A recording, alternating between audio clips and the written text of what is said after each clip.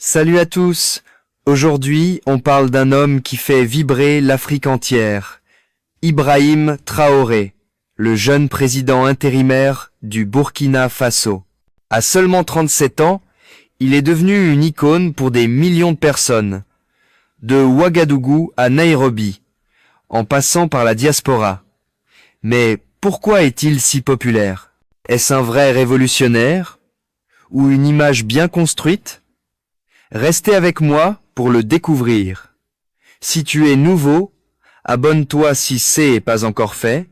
Ibrahim Traoré a pris le pouvoir en septembre 2022 lors d'un coup d'État, devenant le plus jeune chef d'État africain. Sa popularité explose grâce à son discours anti-impérialiste.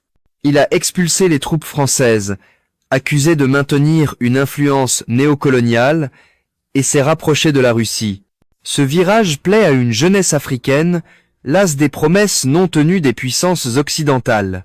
Traoré critique ouvertement l'exploitation des ressources africaines, comme l'or, et a lancé des projets pour nationaliser les mines et construire une raffinerie d'or.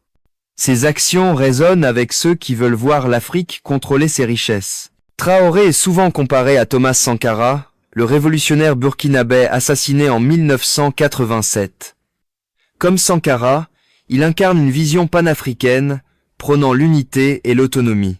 Il a cofondé l'Alliance des États du Sahel avec le Mali et le Niger pour renforcer la coopération régionale face au terrorisme et à l'ingérence étrangère.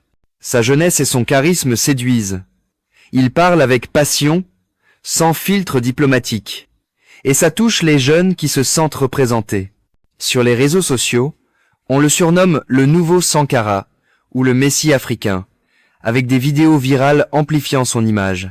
Traoré a su captiver les foules, en ligne et dans la rue.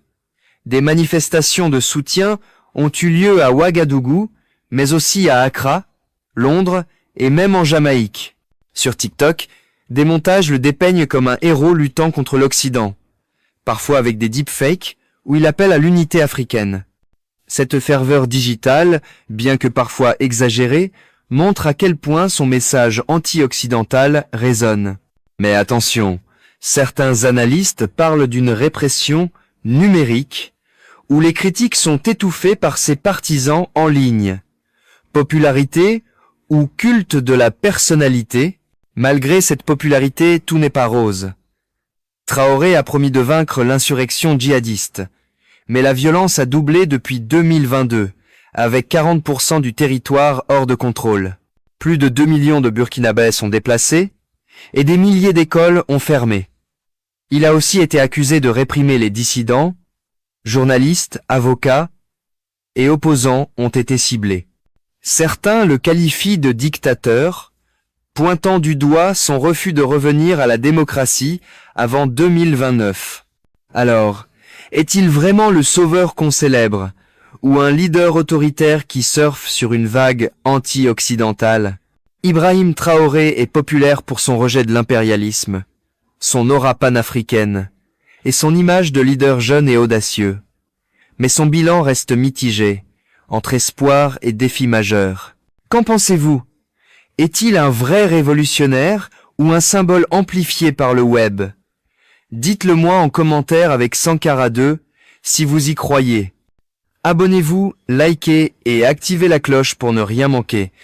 À bientôt pour une nouvelle vidéo.